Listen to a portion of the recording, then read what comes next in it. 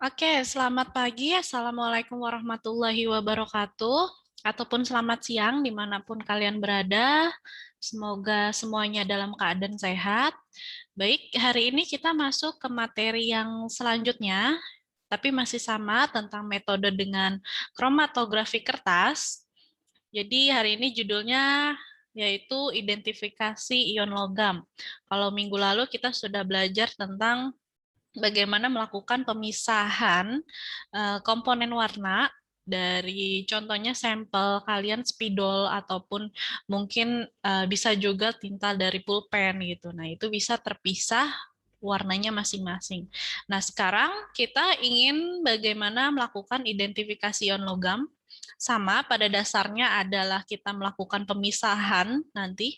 Pemisahan misalnya dari suatu sampel yang kita campurkan di dalamnya terdapat beberapa campuran ion logam dan nantinya kita identifikasi apakah si sampel tersebut ada logam-logam yang kita gunakan standar nantinya.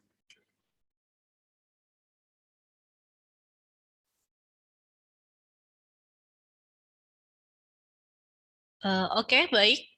Di sini saya jelaskan terlebih dahulu prosedur kerjanya. Ini sebenarnya sudah ada di buku panduan, kalian bisa baca masing-masing. Tetapi di sini agak saya variasikan supaya mudah dipahami. Jadi yang pertama kalian siapkan adalah eluen. Eluen di sini digunakan sebagai fase geraknya. Eluen di sini adalah alkohol 90% dengan eh, asam klorida dengan konsentrasi 5N, cukup cukup asam di sini, yaitu dengan rasio perbandingan 22:3. Nah, pemilihan eluen ini tentunya berdasarkan referensi ataupun berdasarkan penelitian sebelumnya gitu. Jadi tidak semata-mata kita asal saja menentukan. Alkohol di sini karena memang eh, di sini kita ingin memisahkan beberapa campuran ion logam.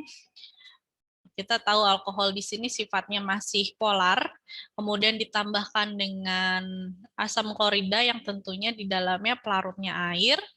Nah, di sini juga polar, tetapi di sini diperlukan penambahan asam karena memang ion-ion logam dia lebih stabil dalam suasana asam gitu ya. Jadi lebih stabil, dia tidak tidak mengendap gitu. Karena kalau kita tidak tambahkan asam di sini mungkin saja pelarut kita terkontaminasi basa, dia akan membuat si ion logamnya ini malah mengendap atau terjadi presipitasi gitu. Jadi ditambahkan HCl di sini. Nah, selanjutnya di sini kita siapkan juga nih ada larutan kalium iodida 5% dan juga ada larutan amonia yang pekat. Nah, gunanya nanti kita jelaskan satu persatu. Hal yang pertama kalian lakukan, ini seperti video yang sudah kemarin saya jelaskan dan juga Mbak Winda juga jelaskan. Pertama, kalian tentu ukur terlebih dahulu kertas atau fase diam yang kalian akan gunakan, diukur dengan ukuran bejana yang kalian gunakan atau wadah.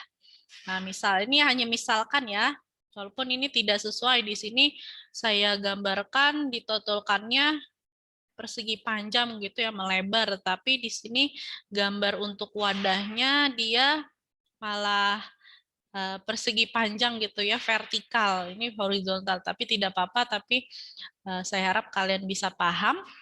Nah, di sini ditotolkan. Misalnya, penotolan yang A di sini adalah ion logam Ag, misalnya standar dari ion logam perak. Selanjutnya, yang kedua ini kita totalkan lagi standar, misalnya ion logam Pb, dan yang ketiga ion logam Hg, dan seterusnya sesuai dengan ion logam yang ingin kalian ketahui yang ada di dalam campuran ini. Jadi ini sampel X, ini sampel Y. gitu ya. Jadi dibuat ini bisa kalian campurkan dari semua standar di sini atau kalian ambil sampel yang memang tidak diketahui di dalamnya gitu. Nah, kalian ingin mengidentifikasi apakah ada ion logam dari standar yang kalian gunakan. Misalnya tadi ada standarnya ion perak, kemudian ada ion besi, ion merkuri, kemudian ion kobalt, dan lain-lain contohnya. Oke, setelah sudah ditotolkan, tentunya kalian harus ingat penotolannya itu dibuat sama semuanya. Kalau memang dilakukan 2 kali penotolan, nah ini semua titik di sini harus dilakukan 2 kali gitu ya, supaya nanti seimbang gitu konsentrasi yang terserap di dalam fase diamnya. Sudah ditotolkan, nah tunggu beberapa saat hingga menjadi kering gitu ya, supaya nanti nodanya sudah terserap di dalam fase diamnya. Setelah itu tentu siapkan wadahnya, dijenuhkan dulu wadahnya, jangan langsung dimasukkan seperti gambar di sini. Dijenuhkan dulu, setelah siap, sudah tahu ya kemarin cara menjenuhkannya gimana. Kita masukkan kertas saring, kemudian kita lihat bagaimana LUN-nya sudah naik sampai bagian atas kertas saring yang menandakan si bejana itu atau wadah kalian yang ingin kalian gunakan untuk elusi sudah siap. Apabila sudah siap, nah silahkan kalian masukkan kromatografi, kalian masukkan fase diam kertas yang sudah kalian totolkan sampel tadi dan juga kalian totolkan standar, dimasukkan seperti ini. Ingat kemarin bahwa tanda batas di sini, tanda batas dan penotolan itu harus di atas dari LUN-nya gitu ya, supaya supaya yang kemarin saya ingatkan bahwa si nodanya tidak terlarut di dalam LUN-nya. Jadi LUN di sini, di bawah sini. Nah, sedangkan kalau untuk penotolannya ada di atasnya. Gitu ya. Sebelumnya kan sudah diukur ya, jadi sebelum dilakukan penotolan diukur terlebih dahulu seperti yang minggu kemarin saya sudah jelaskan. Oke, setelah itu tentunya kita tunggu beberapa saat dari satuan menit hingga jam, tentunya tergantung afinitas fase gerak yang bergerak di kertas ini. Seperti ini ilustrasinya. Oke, kita tunggu beberapa saat hingga nanti dia ada di batas akhir di sini. Batas akhir perjalanan dari LUN atau pelarut, bukan pelarut, maksudnya LUN atau proses elusi yang kalian lakukan gitu ya. Ini batas akhirnya. Nah, batas akhir ini untuk apa gunanya? Yaitu nantinya keperluannya untuk kalian bisa menghitung RF, retention factor ya. Di sini RF di sini karena dia akan membutuhkan jarak elusi yang terjadi di sini. Misalnya di sini untuk menghitung RF. Nah, ini jarak komponen dibagi dengan jarak LUN misalnya. Nah, ini simbol di sini terserah, yang penting kalian paham maksudnya. Ini jarak LUN, saya simbolkan ya, misalnya di sini RE. Atau banyak juga yang menyimbolkan D ya, kalau jarak, tapi di sini nggak apa-apa, RE. RE ini merupakan jarak dari titik awal atau spot awal sampel ditotolkan hingga dia si pelarutnya bergerak hingga jarak akhir. Ini disebut RE, nanti kalian ukur dengan penggaris berapa. Setelah didapatkan RE, nah tentunya nanti akan ada jarak spot gitu ya. Jadi misalnya tadi komponen standar yang kalian totolkan ataupun sampel yang kalian totolkan akan bergerak sejauh mana afinitasnya terhadap fase gerak dan fase diamnya. Misalnya di sini komponen A yang berwarna orange di sini, ternyata dia hanya bisa bergerak sampai titik ini. Nah, ini disebut sebagai nilai jarak Rx. Rx komponen orange. Kemudian ini yang biru juga, ini ada jarak komponen biru. Kemudian yang warna hijau di sini ada jarak komponen hijau. Nah, ini gunanya nanti untuk menghitung RF masing-masing. Nah, nanti di akhir kita hitung RF-nya. Sudah selesai proses elusi. Nah, selanjutnya fase diam kertas yang sudah kita elusi, kita angkat, kita keluarkan dari wadah. Nah, selanjutnya nanti bentuknya akan seperti ini. Nah, ini ada standar-standarnya, ini standar, standar, standar, standar, standar. Nah, ini kemudian ini ada sampelnya. Sampelnya, nah kita identifikasi si sampelnya ini, dia mengandung noda yang sama dengan standar yang mana gitu kan. Nah, tapi ternyata kita lihat kok warnanya masih kurang jelas ya gitu ya. Masih kurang terlihat secara visual, maka perlu ada reaksi untuk bisa memperoleh visual yang lebih nyata lagi. Nah, itu dengan pertama dilakukan penguapan, bukan pengawapan, maksudnya kalian bawa kertas tersebut ke lemari asam. Nah, lemari asam di sana nanti sudah tersedia ini larutan NH4OH yang pekat gitu. Nah, kalian taruh di glass beaker atau piala gelas. Nah, selanjutnya nanti kertas kalian yang sudah kalian totolkan sudah selesai dielusi ini kalian taruh di atas beaker glass gitu ya.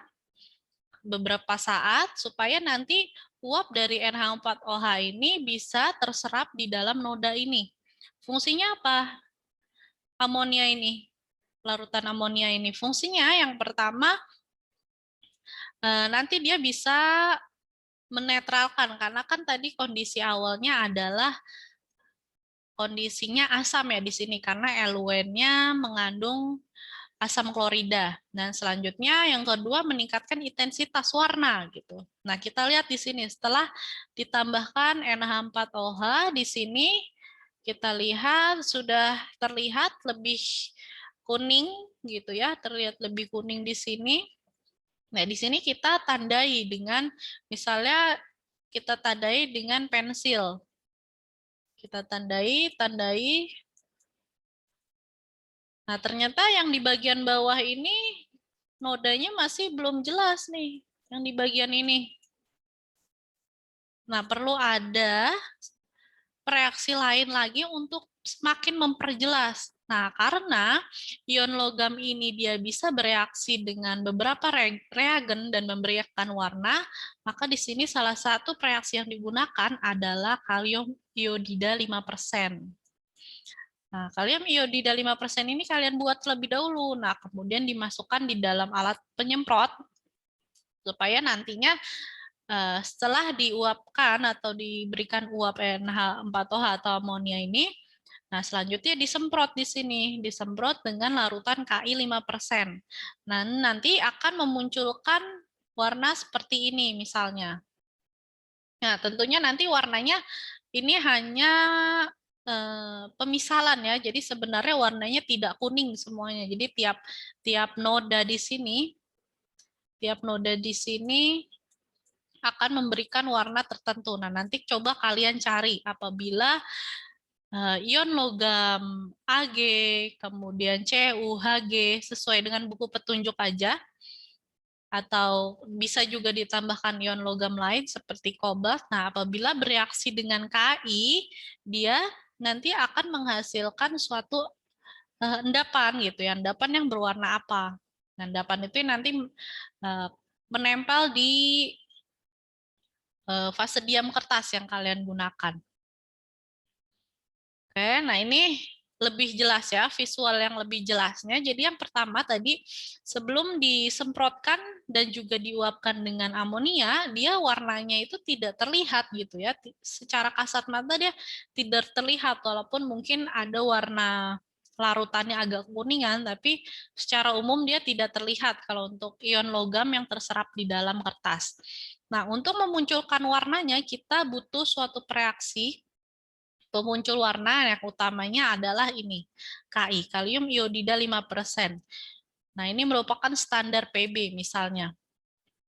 Ion Pb2+ di sini apabila dia bereaksi dengan Ki, dia akan memunculkan warna kuning gini.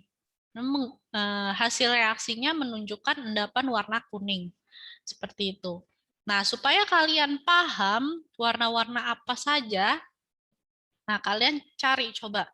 Coba cari kalau PbI2 tadi sudah warna kuning. Nah, coba kalian cari Hg dan juga Ag di sini. Dia warnanya apa? Dari reaksi. Nah, ini reaksi yang terjadi. Kenapa sih dia bisa merubah warna? Ternyata di sana terjadi reaksi gitu, bukan sulap gitu ya.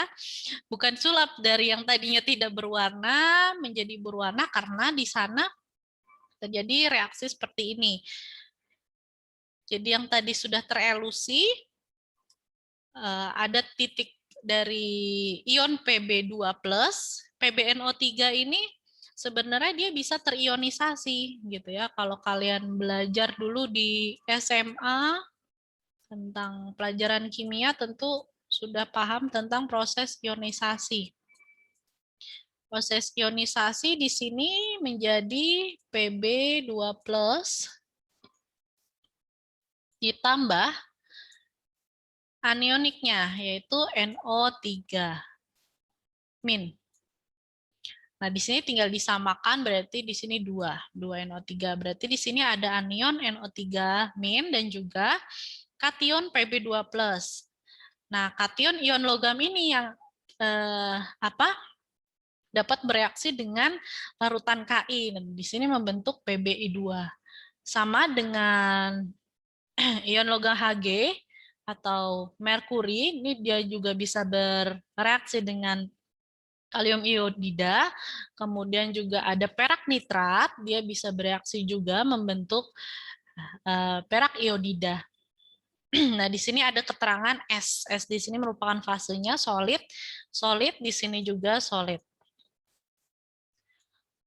Nah, karena ada reaksi ini, maka di kertas yang digunakan sebagai fase diam kalian, dia akan memunculkan warna seperti tadi, menjadi warna kuning. Oke, kita lanjutkan di sini. Nah, di sini ada pertanyaan, apakah larutan kalium iodida 5% dapat digantikan reaksi lain gitu? Kalau misalnya di lab gitu nggak ada, kalian bukan tidak bisa melakukan gitu, carilah reaksi lain yang apabila dia bereaksi dengan ion logam yang kalian ingin identifikasi, dia memberikan warna gitu. Ada contohnya adalah kalium dikromat gitu ya. Coba kalian cari kalium dikromat apakah bisa memunculkan warna atau tidak apabila bereaksi misalnya dengan Ag, kobalt, Cu, Fe dan juga Hg atau tidak. Atau yang di sini saya ingin contohkan adalah dengan bereaksi gas H2S gitu ya. Samsulfida. Jadi gas H2S di sini digunakan untuk memunculkan warnanya. Warnanya di sini yang tadi sudah dijelaskan. Jadi ini tetap di awal ditambahkan uap NH4OH, NH4OH atau amonia. Nah, di sini baru diuapkan dengan gas H2S. Kita tahu gas H2S ini merupakan gas yang apa ya? Yang menyebabkan bau busuk ya tentunya. Jadi tentunya harus dilakukan di ruang asam supaya dia tidak mengkontaminasi ruang penelitian kalian. Jadi H2S ini apabila dia berinteraksi dengan Nah, ion-ion logam dia akan memunculkan warna tertentu. Ada yang menjadi hitam, ada yang memekatkan menjadi warna kuning seperti ini. Oke, jadi masing-masing masing-masing ion logam akan memiliki warna yang berbeda. Kalaupun sama, misalnya di sini kobalt dan juga Fe ternyata warnanya menjadi hitam nih, hampir sama hitam. Nah, di sini. Tapi yang membedakan apa? Kita bisa mengidentifikasinya dengan kita melihat atau menghitung nilai RF-nya. Gitu. Ternyata di sini kita sejajarkan, oh kemungkinan di sampel X dia mengandung ion logam CO gitu ya, kobalt. Nah, selanjutnya apalagi di X? Oh, ada ion logam Ag di sini. Kemudian ada ion logam Cu. Dan yang terakhir di sini ada ion logam Fe seperti itu. Jadi selain dari warnanya kita cocokkan, yang paling utama adalah kita hitung nilai RF-nya untuk metode kromatografi ini. Di sini ada 3 sampel X, Y, Z. Coba kalian lihat, sampel Y dia mengandung komponen apa saja atau ion logam apa saja, Z juga mengandung apa saja. Nah, di sini cara menghitung nilai RF-nya.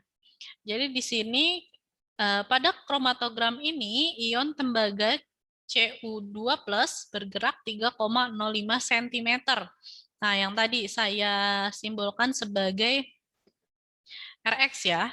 Sebagai Rx, ini komponen Cu, kemudian sedangkan pelarut bergerak 5,33 cm. Nah, ini yang tadi saya simbolkan sebagai Re. Nah, ini fungsinya untuk apa? Untuk nanti menghitung nilai RF dari Cu2+. Kita hitung, berarti coba kalian siapkan kalkulator, jadi persamaannya menjadi komponennya kan 3,05. Ini biasanya satuannya sentimeter. Kemudian dibagi jarak pelarut yang bergerak atau eluen yang bergerak, yaitu 5,33 cm. Oke, nah ini sudah didapatkan nilai RF-nya. Kalian bagi, coba 3,05 dibagi 5,33, berapa hasilnya? Sudah, kalau sudah berarti nanti didapatkan nilai RF Cu2+. Nah, nanti sama caranya dengan kalian Ag. Ag nilai RF-nya berapa? Di sini dia ternyata tidak bergerak ya dengan eluen yang digunakan, tapi tetap dihitung, kemudian Cu bisa dihitung, Fe juga, kemudian ion logam Hg juga bisa. Nah, nanti cara mengidentifikasinya berarti sampel X di sini mengandung ion logam apa saja gitu kan. Terlihat di sini dari nilai RF-nya. Y juga di sini terlihatnya ada 3 komponen, Z juga ada 3 komponen. Seperti itu. Oke, apakah sudah paham ya semuanya? Saya harap sudah paham. Kemudian kalian bisa mengerjakan post-test yang nanti akan saya post dibantu dengan Mbak Winda. Mungkin materinya hampir sama dengan minggu kemarin. Dan juga referensi dari buku petunjuk praktikum yang sudah saya share seperti itu. Oke, jadi kegunaan kegunaan identifikasi ion logam ini misalnya banyak digunakan dalam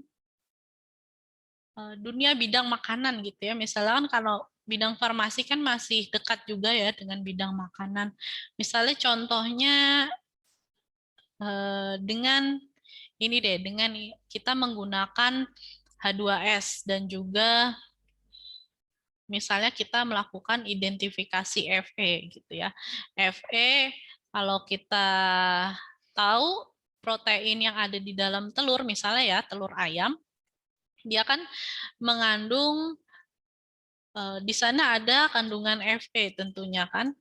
Ada kandungan Fe karena Fe kan berada di sel darah merah dan tentunya protein di dalam telur ini, di dalam telur kuning, yang di bagian kuningnya maksudnya, dia mengandung ion logam Fe gitu ya, biomolekul tentunya, bukan Fe-nya dia tidak berdiri sendiri. Tentunya Fe3 di sini dia berikatan dengan protein lain gitu. Nah, selanjutnya di dalam apa?